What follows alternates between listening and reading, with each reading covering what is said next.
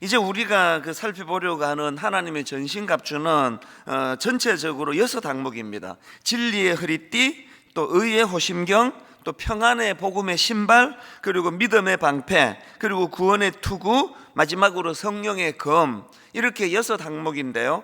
이 항목들에 대한 구체적인 설명은 이제 내일부터 시작이 될 것이고요.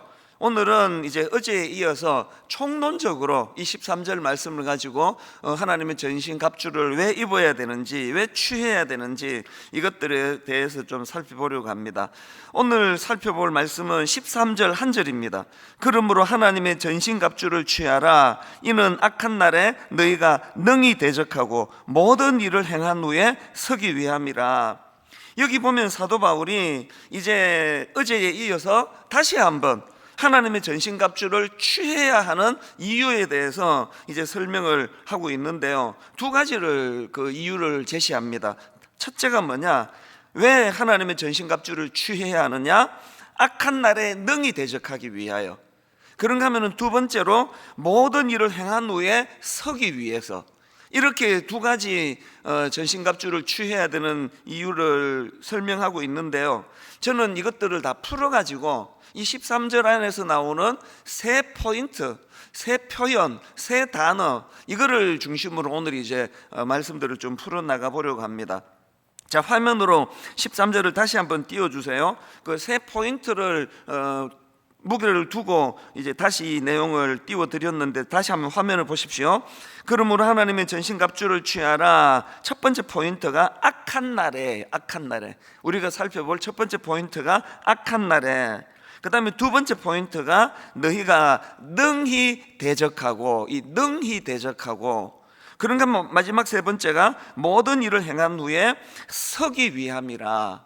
그래서 우리가 오늘 하루 묵상할 때 이 세 포인트를 묵상하시면 더 선명할 것 같습니다. 악한 날에 능히 대적하고 서기 위함이라.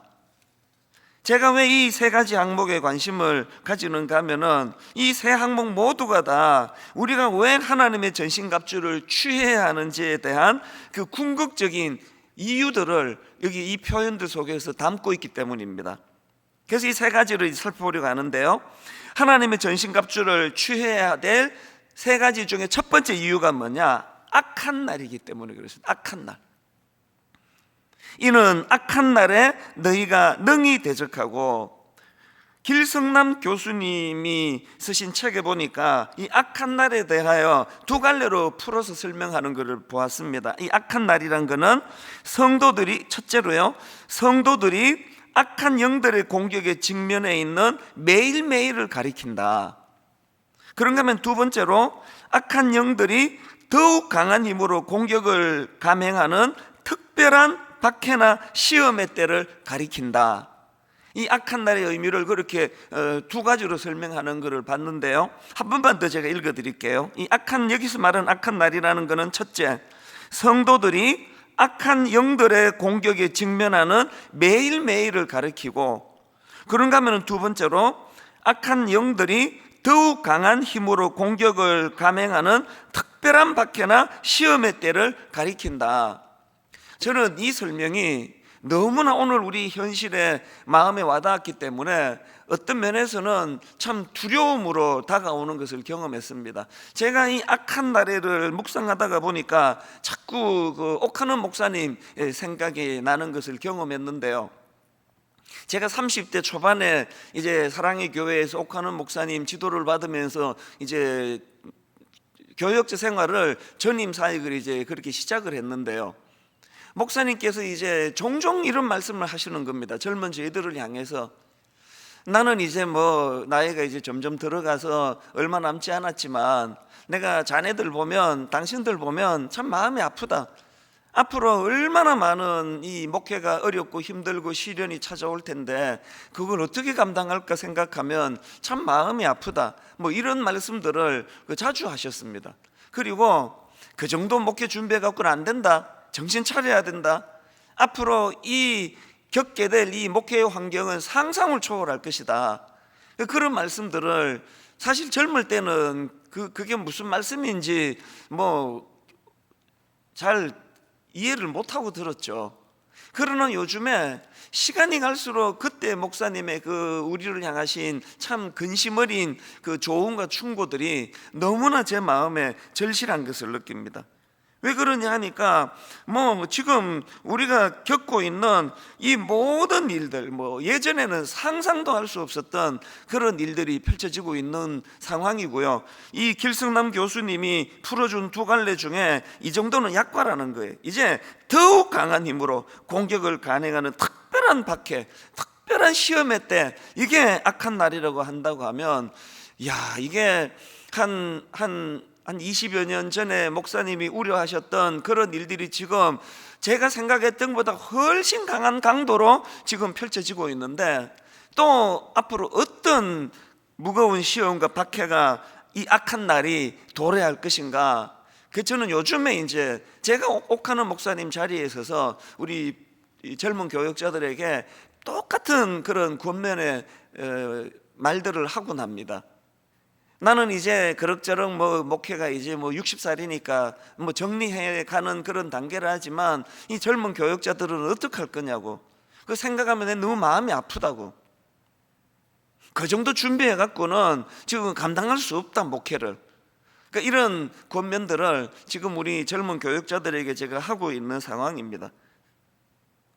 사실 지금 코로나19라고 하는, 그래서 이 상황 자체가 이게 지금 특별한 박해의 날에 일어나는 거 아니겠습니까? 이 지금 아무도 성도님들이 오실 수 없고 문을 굳게 걸어 잠근 상황에서 이 특별 새벽 부흥회가 드려질 줄은, 이게 1년 전에 이게 상상이나 있겠습니까? 이게 지금 본문이 말하는 악한 날에 속한다고 저는 생각합니다. 온갖 이런 환경과 상황과 또 여건들 때문에 계속 우리가 긴장하지 않으면 안 되는 이런 상황들. 그래서 여러분 코로나19로 인해 가지고 이 예배당 안에 함께 와서 예배를 못 드리는 이 정도를 갖고 이게 힘들다고 할 수 없는 것이요, 지금 그런 것들로 돼서 파생되는 말로 다 할 수 없는 어려운 일들, 무엇보다도 어제도 11절에 있는 마귀의 간계에 대해서 설명해 드리지 않았습니까? 속이려는 의도로 꾸미는 교활한 음모, 이것이 마귀의 간계라고 그랬는데요, 바로 이 마귀의 간계, 마귀의 이간질로 전국의 교회들이 지금 몸살을 앓고 있습니다. 몇 주 전에도 제가 언급해 드렸지만 참 젊은 후배 담임 목사님들이 눈물로 제게 호소를 하는 일들이, 목회가 안 된다는 거예요. 교회 안에서, 심지어는 당회 안에서 편이 갈라져서 딱 두 편으로 나뉘어져서 이러지도 못하고 저러지도 못하는 그런 고충을 토로하는 그런 후배 목사님도 있습니다. 너무나 이 교활한 음모로 말미암은 마귀의 간계가 지금 한국 교회를 뒤덮고 있고요, 교회만이 그런 거 아닙니다. 너무 많은 가정에서 길 가다가 만나는데 그 어머니 눈물이 그릉그릉해지면서 우리 가정을 위해서, 우리 아이들을 위해서 기도해 달라고 그런 기도 부탁하는 가정들이 한두 가정이 아닙니다. 내가 배 아파, 난 내 자식인데 껍데기만 우리를 닮은 것 같고 몸만 한 집에서 동거하는 그런 아들이고 딸인데 마음은 천길만길 다릅니다. 말이 통하지가 않습니다. 이렇게 절박하게 호소하는 그런 부모님들의 눈물이, 이게 다 마귀의 간계, 속이려는 의도로 꾸미는 교활한 음모의 공격이라는 거 아닙니까? 그런가 하면은 동성애 문제, 이게 제가 신학교 다닐 때만 해도 이게 이슈가 될 줄은, 이건 다 미국 이야기지, 이건 유럽 이야기지, 이게 오늘날 무슨 이 차별금지법 이런 것 때문에 찬반으로 교회 안에서도 마음이 갈라지고 의견이 달라지고 이런 이 마귀의 관계가 있을 줄 꿈에도 몰랐습니다. 그런가 하면은 동성애 문제도 심각한 문제지만 오늘 현실적으로 이성 간의 성적인 타락, 그래서 지금 이 가정의 뿌리가 흔들흔들거리는 이런 가정들이 너무 많은 이런 현실입니다. 이 모든 것들이 다 13절에 나오는 이 악한 날에라는 이 한마디 표현 안에 다 함축이 되어 있다고 한다면, 오늘 예수 잘 믿으려는 사람일수록 이 악한 날의 무게감이 더한 겁니다. 어제 말씀드렸잖아요. 예수 안 믿는 사람들, 예수 믿어도 그 중심에 성령님에 대한 갈망도 없고 성령을 근심하게 하는 이런 일을 아무렇지도 않게 하는 사람들은 갈등이 없습니다. 세상 흘러가는 대로 자녀와의 갈등이 뭐가 있겠습니까? 예전에 말씀드리지 않았습니까? 미국에서 제가 지금으로부터 약 40년 가까운 때에 20대에 대학 다니던 그때부터 말로 다 할 수 없는 성적인 타락이 미국 기숙사에서 일어난다고 말씀드렸는데, 그런 가정에서는 자녀와의 갈등이 없습니다. 부모 생각, 자녀 생각 똑같이 이 세상의 가치관에 젖어 있다면 뭐가 갈등이 생기겠냐고요. 그렇기 때문에 오늘 저는 무엇보다도 이 새벽에 그래도 또 일어나 참 말씀 앞에 서시는 여러분들 주님 이름으로 위로해 드리고 싶습니다. 세상살이가 힘드세요? 가정에서 갈등이 많으십니까? 자녀와의 충돌 때문에 잠을 이루지 못하는 아픔을 느끼시는 분 계세요? 그게 여러분이 주님 앞에 예수 잘 믿기 위해 애쓰신다는 몸부림으로 우리 주님은 받으실 줄로 믿습니다. 낙심하지 마시고요, 지치지 마시고요. 그런가 하면은 하나님의 전신갑주를 덧입어서 홀로 싸우는 싸움이 아니라 주님과 더불어 싸워나가는, 이 지나놓고 보면은 이 모든 아픔과 갈등들이 참 주님 앞에서 내가 주님 앞에 얼마나 주님을 사랑했는지 아시지 않습니까? 그렇게 말씀드릴 수 있는 재료가 될 줄로 믿습니다. 이것이 악한 날의 의미고요. 그런가 하면은 두 번째 포인트가 뭐냐? 하나님의 전신갑주를 취해야 되는 이유는 능히 대적하고, 13절을 다시 보십시오. 그러므로 하나님의 전신갑주를 취하라. 이는 악한 날에 너희가 능히 대적하고. 제가 앞에서 악한 날이란 성도들이 악한 영들의 공격에 직면하는 매일매일을 가리킨다고 말씀드렸고요. 그런가 하면은 악한 영들이 더욱 강한 힘으로 공격을 감행하는 특별한 박해나 시험의 때를 가리킨다고 말씀을 드렸는데, 여러분, 이 갈수록 강도가 세질 이 무서운 악한 날, 이것을 잘 이겨내기 위해서는 매일매일의 삶 속에서 하나님의 전신갑주를 취하고 매일매일의 삶 속에서 그것과 싸워야 된다는 겁니다. 저는 그런 생각을 하거든요. 우리가 하나님의 전신갑주를 취한다는 이 말씀 속에는 내가 물러서지 않겠다, 이 공격 앞에 내가 피하지 않겠다, 그런 의지가 내포되어 있는 말씀이라고 저는 생각을 합니다. 히브리서 12장 4절에 보면은 너희가 죄와 싸우되 아직 피 흘리기까지는 대항하지 아니하고, 이런 말씀이 있는데요. 여러분, 이게 피해서 될 일이 아닙니다. 도망다녀서 될 일이 아닙니다. 싸워야 돼요. 맞서야 합니다. 이 너희가 능히 대적하고라는 이 말씀 속에 내포되어 있는 어떤 경우라도 나는 이 싸움을 피하지 않겠다, 의지적인 결단. 그래서 저는 이번 특별 새벽 부흥회 기간 동안에 이 새벽에 주시는 말씀에도 은혜가 필요하지만 우리 마음의 어떤 결단, 내 이제 물러서지 않겠다, 피 흘리기까지 싸워야 되겠다, 그런 마음의 결단이 이번 특별 새벽 부흥회에 하나님의 은혜로 이런 결단이 있기를 바랍니다. 이런 결단은 왜 필요하냐? 여러분, 어제 살펴본 에베소서 6장 11절을 세 번역으로 보십시오. 마귀의 간계에 맞설수록 하나님이 주시는 온몸을 덮는 갑옷을 입으십시오. 왜 그래야 되는가 하니까, 왜 이런 결단이 필요해야 되느냐 하니까 야고보서 4장 7절을 보십시오. 그런즉 너희는 하나님께 복종할지어다. 마귀를 대적하라. 그리하면 너희를 피하리라. 이 말씀을 잊으시면 안 됩니다. 마귀를 대적하라. 그리하면 너희를 피하리라. 요즘에 그 텔레비전에서 그 개 훈련시키는 훈련사들의 활약을 종종 보는데요. 뭐 가끔씩 그것을 보면은 참 그 흥미진진한 게요, 그렇게 그냥 죽일 듯이 달려드는 그 사나운 그 불독 같은 이런 개들이 나중에 굉장히 온순해지는 그런 신기한 모습들을 이제 가끔씩 그 조련사들의 훈련을 통해서 볼 수 있는데요. 그 중에서 제일 인상적인 게 이제 그 조련사가 그 사나운 개와 맞설 때 막 물려고 달려들, 어떤 때는 뭐 물리기도 하더라고요. 그러면서도 절대로 물러서지 않는다는 그거를 보여주더라고요. 어떤 경우라도 물러서지 않을 뿐더러 뒤로 돌아가야 되는 일이 있어도 어깨를 돌려서 가지 않고 그 상태로 뒷걸음질 치면서 물러서는 겁니다. 제가 그거를 볼 때마다 영적으로도 같은 원리라 생각해요. 마귀하고 개하고 공통점이 있습니다. 비결하다는 거예요. 강한 자 앞에서는 힘을 못 써요. 그리고 무서워 돌았으면은 뒤꿈치를 무는 그게 마귀하고 개의 같은 속성이고 특징이라는 사실입니다. 그렇기 때문에 우리가 이번 특별 새벽 부흥회 때 내가 하나님의 전신갑주로 나는 덧입겠다 이렇게 결단하는 거는 이제 물러서지 않겠다, 맞서겠다, 어떤 경우라도 내가 뒤꿈치를 보이지 않겠다, 그런 각오가 내포되어 있다는 사실입니다. 그렇게 우리가 선포하고 딱 주님의 이름으로 맞서면은 바로 마귀를 대적하라, 그리하면 너희를 피하리라. 이번 한 주간 동안 이 말씀이 머리로 체득이 되고 가슴으로 내려와 우리의 삶 속에서 이번 한 주간 어떻게 마귀가 피하는가를 맛보고 경험하는 그런 축복된 한 주간이 되시기를 바랍니다. 그런데 여기서 한 가지 꼭 기억하셔야 됩니다.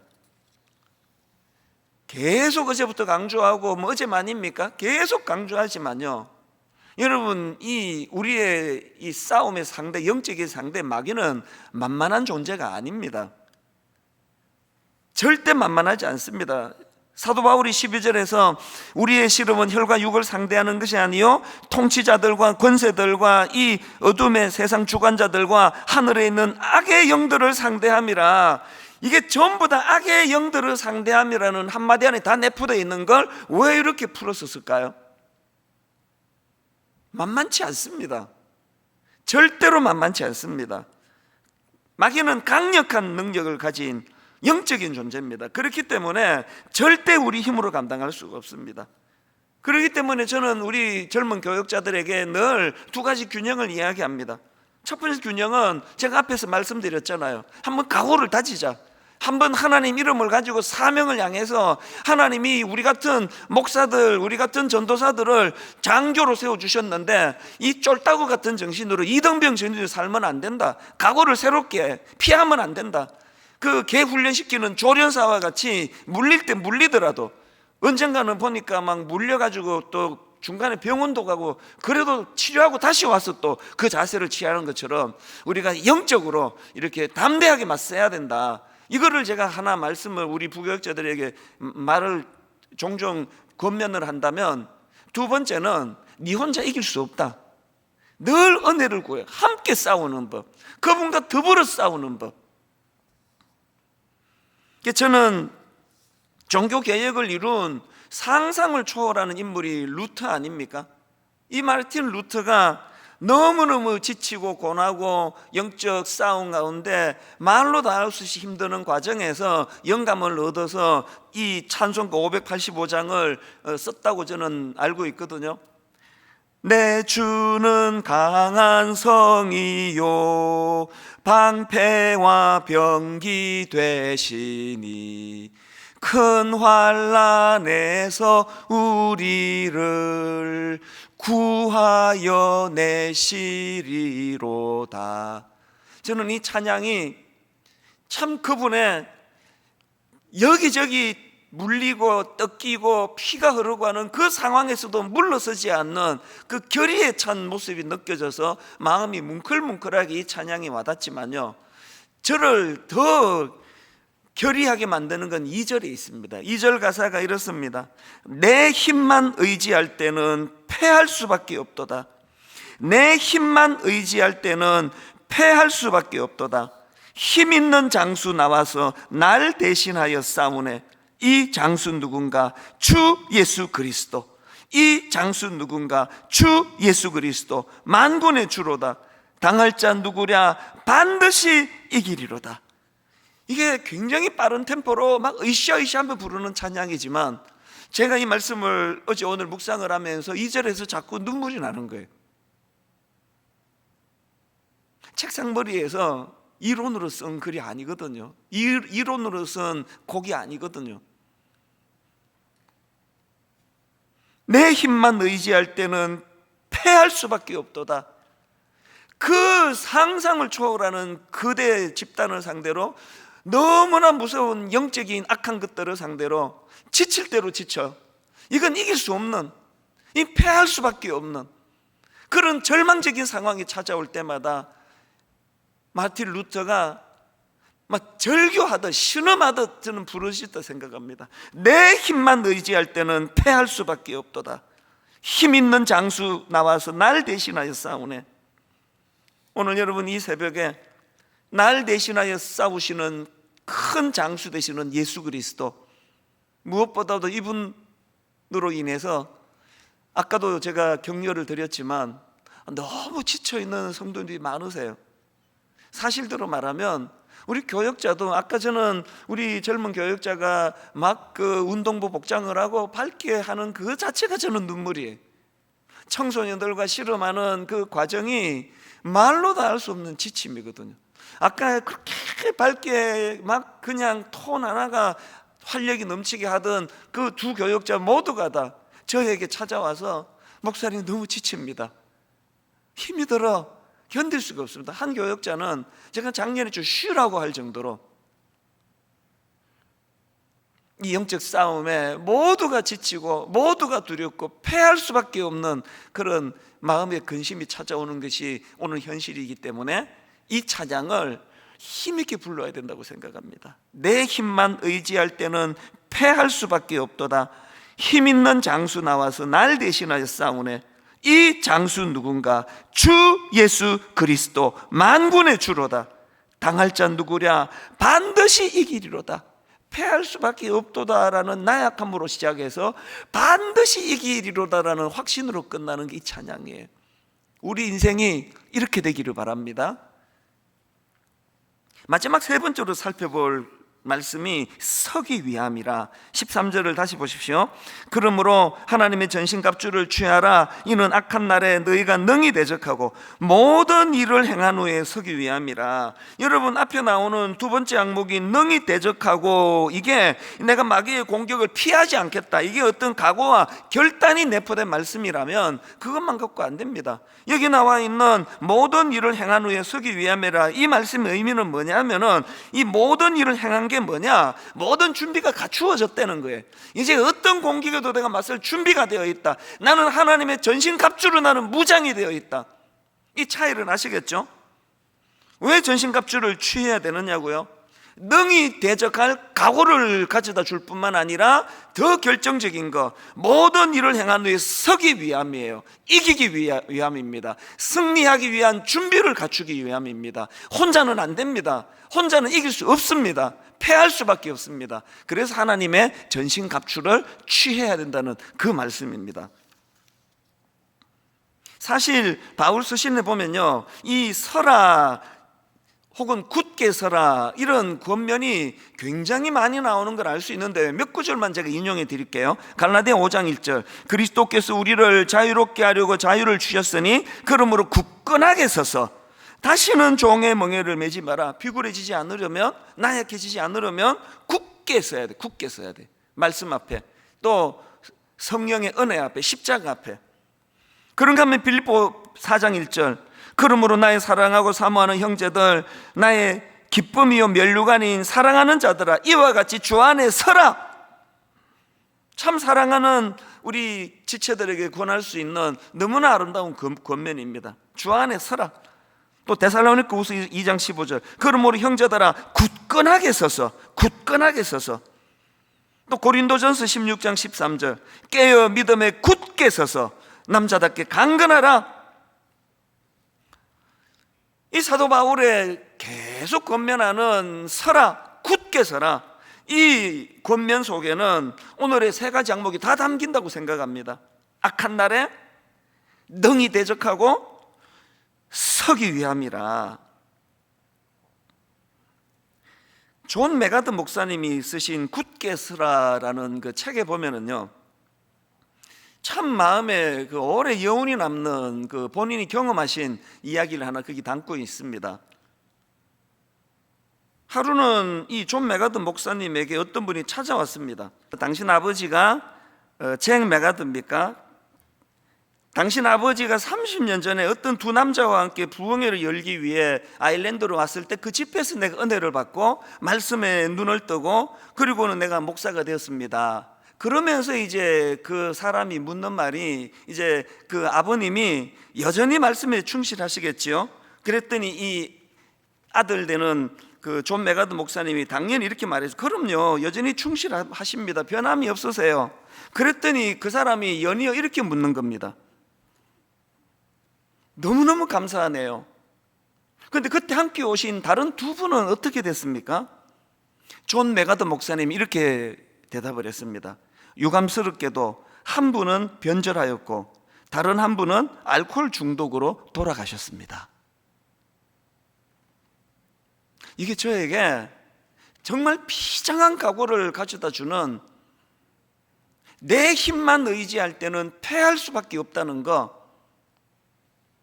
끝까지 하나님의 전신갑주로 무장하지 않으면 저의 내일이 어떻게 될지 모르는 것이 나약한 육신을 가진 인간의 모습이라는 것. 그래서 그때 함께 온 그 두 분은 어떻게 됐습니까? 유감스럽게도 한 분은 변절하였고 다른 한 분은 알코올 중독으로 돌아가셨습니다. 저는 이 글을 읽는데요, 벌써 한 10몇 년이 지났네요. 안식년 때 제가 풀러 신학교로 가가지고 1년 동안에 이제 공부를 한 적이 있었는데, 그때 노 교수님입니다. 그 당시 리더십과 관련한 대가로 알려진 로버트 클린턴 교수님의 강의를 거의 마지막 강의, 곧 은퇴를, 그러고는 1년 있다가 은퇴하셨다고 제가 들었는데요, 이게 저에겐 참 너무 기쁨이었죠. 그 노 교수님의 강의를 들으면서 이분이 종종 하는 말이 그 finishing well, finishing well, finishing well, 이 표현이 제 머리에 각인이 될 정도로 자주 쓰시더라고요. 리더십의 대가니까요. 이분이 이제 뭘 그 유종의 미라고 그렇게 우리말로 번역할 수 있는 이 finishing well이라는, 이걸 왜 이렇게 강조하느냐, 이분이 리더십 대가로서 많은 연구를 통해서 무슨 결론을 내렸느냐, 충격적인 결론을 내렸다는 겁니다. 지도자들이 끝까지 finishing well, 잘 마무리하며 유종의 미를 거두는 지도자들을 자기가 수년 동안에 약 1,500명의 크리스찬 지도자들을 대상으로 조사를 했더니 맨 마지막까지 유종의 미를 거두는 finishing well 하는 사람은 30%밖에 되지 않더라. 그게 충격 아닙니까?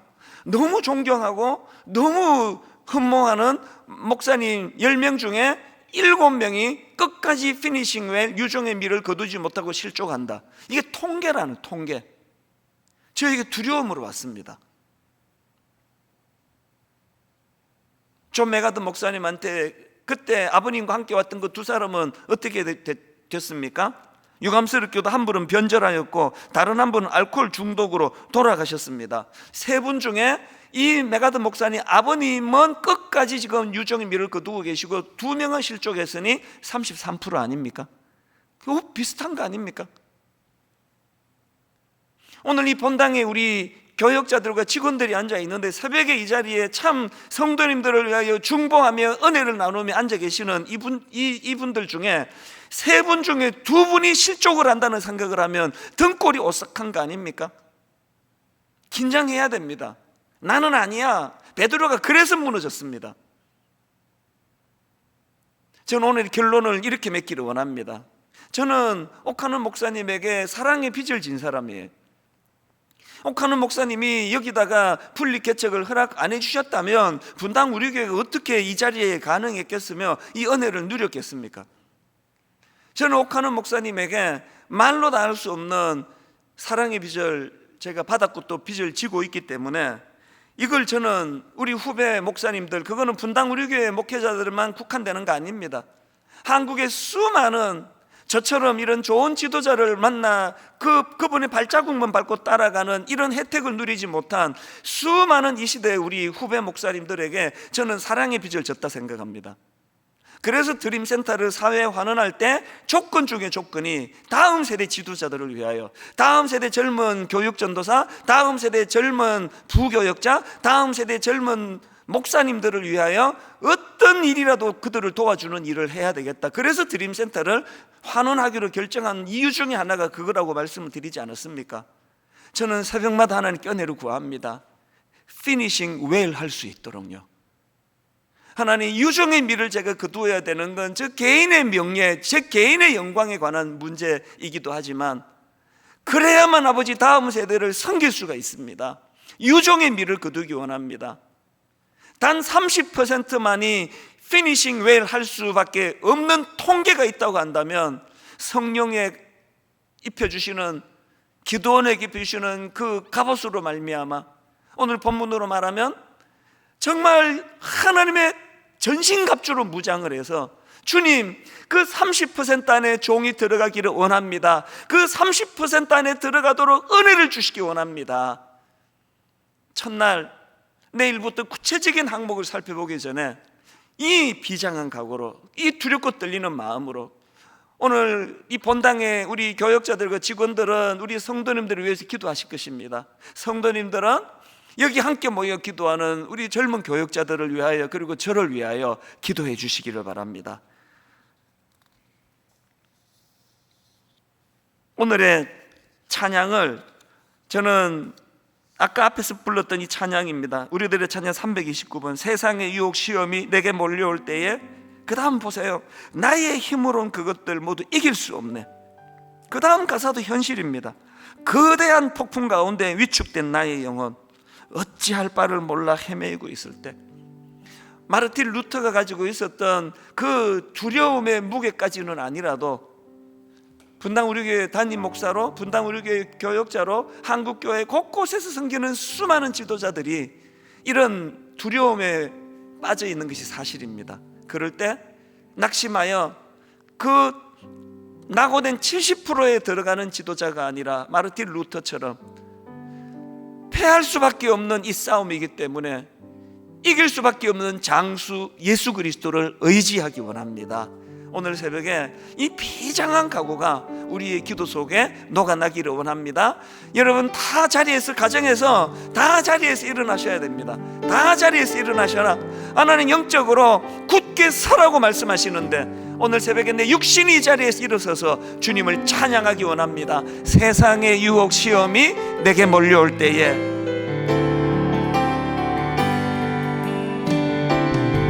세상의 유혹 시험이 내게 몰려올 때에, 나의 힘으론 그것들 모두 이길 수 없네. 거대한 폭풍 가운데 위축된 나의 영혼, 어찌할 바를 몰라 헤매이고 있을 때, 여러분, 그럴 때 주님을 선포하셔야 됩니다. 주를 찬양, 손을 들고 찬양. 전쟁은 나에게 속한 것 아니니, 주를 찬양, 손을 들고 찬양. 전쟁은 하나님께 속한 것이니, 거짓과 속임수로 가득 찬 세상에서, 거짓과 속임수로 가득 찬 세상에서 어디로 갈지 몰라 머뭇거리고 있네. 공중의 권세 잡은 자, 지금도 우리들은 실패와 절망으로 넘어뜨리려 하네. 여러분, 이럴 때 주님을 찬양할 때라는 것 기억하셔야 됩니다. 주를 찬양, 손을 들고 찬양. 전쟁은 나에게 속한 것 아니니, 주를 찬양, 손을 들고 찬양. 전쟁은 하나님께 속한 것이니. 3절 가사가 가장 중요합니다. 주위를 둘러보면 아무도 없는 듯